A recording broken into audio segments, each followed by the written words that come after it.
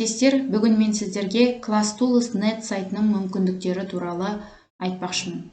Яғни іздеу жолағына браузердің ClassTools.net деп жазамыз. Содан кейін осындай бізде бет ашылады. Бұл бетке тіркелусіз-ақ осы жерде берілген шаблондарды тегін қолдана берсеңіз болады. Жалпы енді тіркелсеңіз осы сайттың мүмкіндіктері көп. Әрине ол ақылы версиясы бар. Бірақ біз тегін нұсқасындағы шаблондарды пайдаланып көреміз. Бұл сайтта топқа бөлудің қаншама түрлері бар. Алдымен мына парақты орыс тіліне аударып алайық. Мына жерде не самые популярные шаблоны дейді. Кездейсоқ топқа бөлу неше түрі бар енді мына жерде. Таймер бар сабаққа қолданған кезде. Сосын деген вен-диаграмма бар. Сосын деген мына жерде төрттік карточкаларды біріктіретіндер бар, QR-кодтар бар. Енді мүмкіндіктері өте көп, ішін ақтара берсеңіз. Мысалы, мына диаграмма фишон дегенді қарайтын болсақ, үстінен басамыз. Сосын бізде балық қаңқасы деген әдіс бар да, қандай да бір тақырыпты өткен кезде балалар постер қорғаған кезде бұл әдістің көмегі өте зор. Яғни біз оған атрей беріп постерді сыздыртып отырмаймыз. Мұнда электрондық нұсқасында осы дайын, осы интерактивті тапсырмаларды осы ClassTools.net сайтынан берсеңіз болады. Мысалы, мына жерге біз қарайық. Қазір ClassTools.net сайтының мүмкіндіктері деп мына вопрос, проблема для анализа деп тұрған жерді өзгертіп алсақ болады. ClassTools.net үлкен әріп болып берейін. ClassTools.net сайты мүмкіндіктері болсын мысалы. Сіз өзіңіздің пәніңізге байланысты балаларға тақырып бересіз, осы фишбоун әдісі қай тақырыбыңызға сәйкес келіп тұр. Сол кезде осы дайын ClassTools.net сайтын қолдансаңыз болады.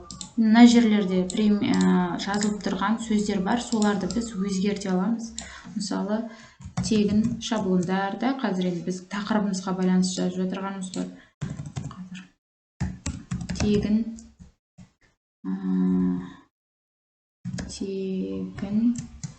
шаблондар.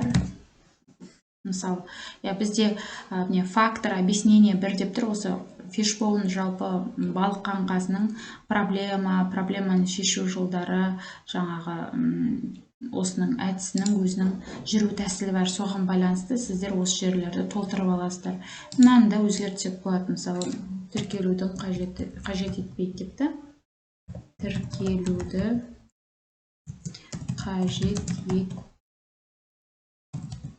етпейді. Дәл сол секілді етіп, өзіңіз әрі қарай толтырып аласыз. Осыдан кейін бала электронды түрде мысалы толтырып берді делік.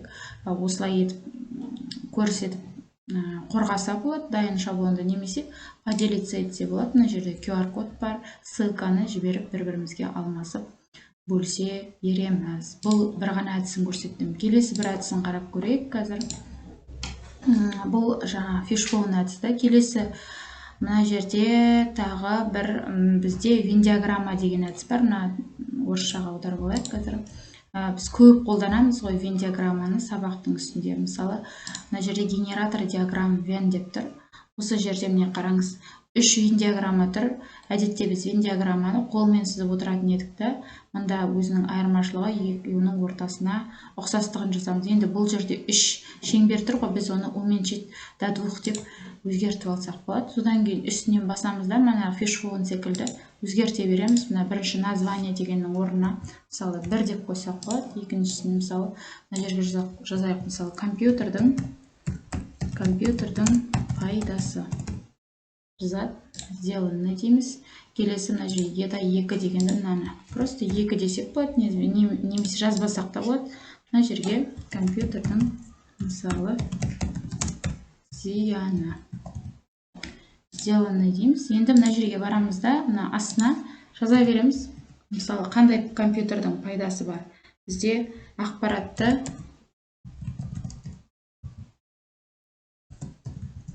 іздейді, мысалы, қандай тағы да. Сосын интернет желісі бар. Дәл сол секілді әрі қарай мысалы байланыс құралы ретінде пайдалансақ болады. Сделанный дейміз. Әрі қарай кете берген. Мынаның мысалы зияны қандай? Көзге зиян, уақытты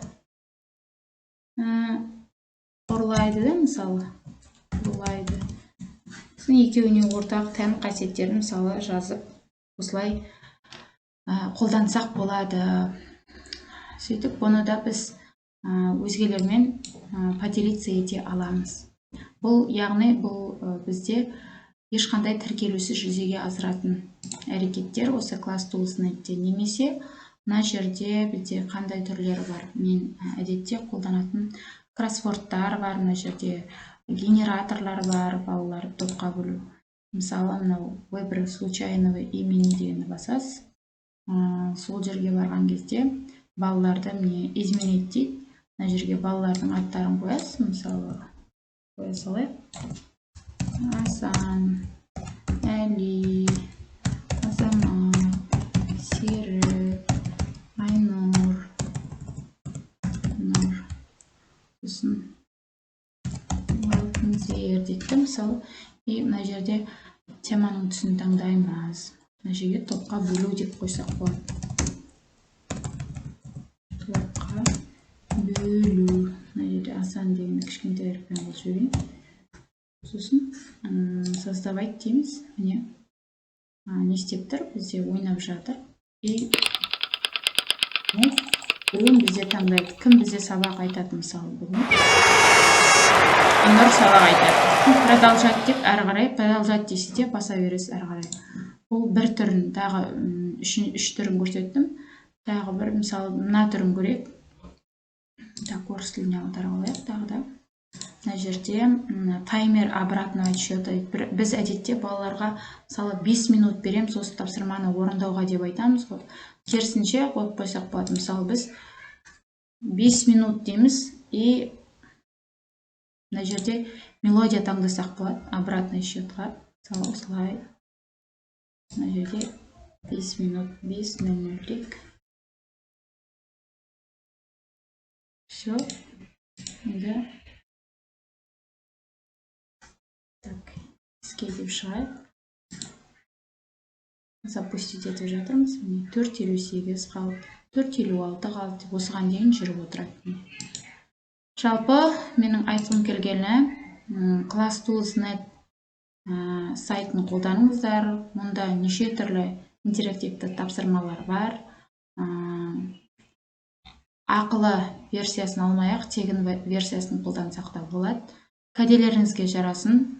Менің YouTube каналыма тіркеліп, лайк басып, пікір қалдыруды ұмытпаңыз. Қайырлы күн, әріп